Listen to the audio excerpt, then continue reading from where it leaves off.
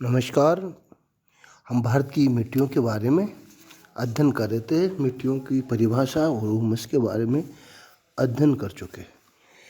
Bennett ने मिट्टी के बारे में जो परिभाषा बताई थी वो ये थी कि मिट्टी भूपृष्ठ पर मिलने वाले असंगठित पदार्थों की वह ऊपरी परत है जो मूल, चट्टान तथा वनस्पति अंश के योग से बनती है। ये डॉक्टर बेनेट ने मिट्टी के बारे में परिभाषा बताई थी।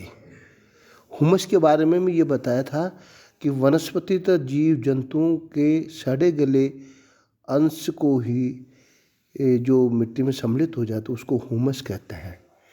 चट्टानों में उपस्थित खनिज तथा चूर्ण में मिला हुआ ह्यूमस मिलकर पेड़ पौधों को जीवन प्रदान करता है।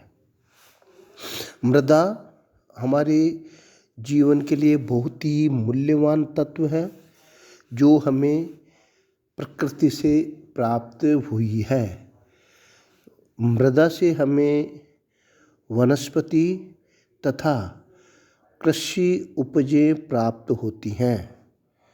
मृदा की उपजाऊ शक्ति तथा उसकी गहराई पर किसी क्षेत्र की आर्थिक व्यवस्था निर्भर करती है। पश्चिमी बंगाल के डेल्टाई मैदान तथा केरल के तट पर जलोढ़ उपजाऊ मिट्टी मिलती है जो उन्नत कृषि को प्रोत्साहित करती है। इसके विपरीत तेलंगाना की कम गहरी एवं मोटे कणों वाली तथा राजस्थान के पश्चिमी भाग की रेतीली मिट्टी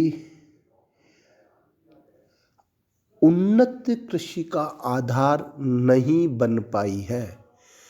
हम जानते हैं कि राजस्थान के पश्चिमी भाग में जो मिट्टी पाई जाती है वो रेतीली मिट्टी पाई जाती है, जिसके कारण वहाँ पर उन्नत कृषि या आधुनिक तरीके की कृषि करने में काफ़ी कठिनाइयों का सामना करना पड़ता है।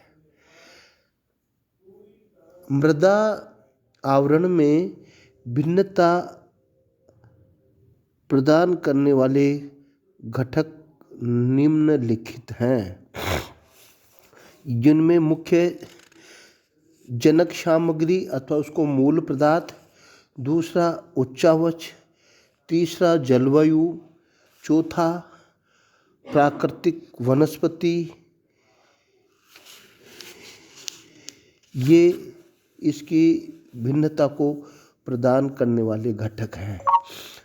प्राकृतिक वनस्पति को कई भागों में बांटा गया है, उसका आगे हम अध्ययन करेंगे। पहला है जनक सामग्री अथवा मूल पदार्थ या पेरेंट मटेरियल। मृदा का निर्माण करने वाला मूल पदार्थ चट्टानों से प्राप्त होता है। चट्टानों के टूटने फूटने से ही मिट्टी का निर्माण होता है। उत्तरी भारत के विशाल मैदान में मृदा का निर्माण नदियों की निक्षेप क्रिया द्वारा हुआ है। यहाँ की मृदा हिमालय की चट्टानों के अपक्षय से प्राप्त हुई है। इस मृदा में महीन कणों वाली मृत्तिका पाई जाती है और उसका मूल चट्टान से कोई विशेष संबंध नहीं रहता। इसके विपरीत दक्षिणी पठार की मिट्टियाँ का अपनी मूल चट्टान के साथ गहरा संबंध है।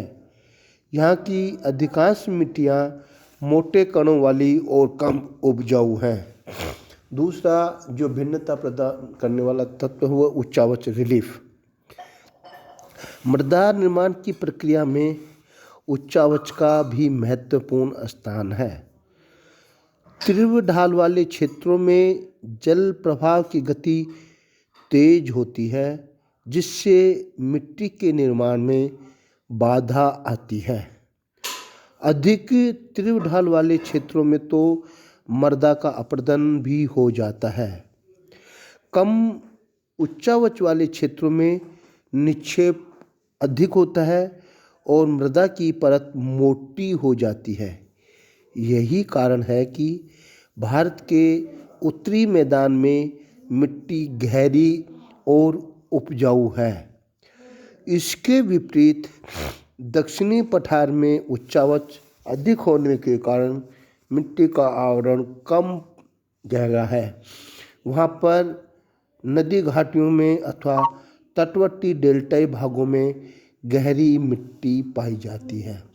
तीसरा कारण जलवायु। जलवायु के विभिन्न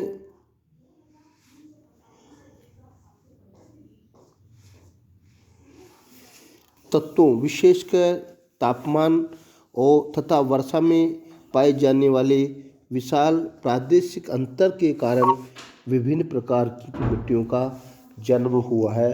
धन्यवाद। आगे जलवायु का जो बचा हुआ भाग और प्राकृतिक वनस्पति को अगले अध्याय में अध्ययन करेंगे। धन्यवाद।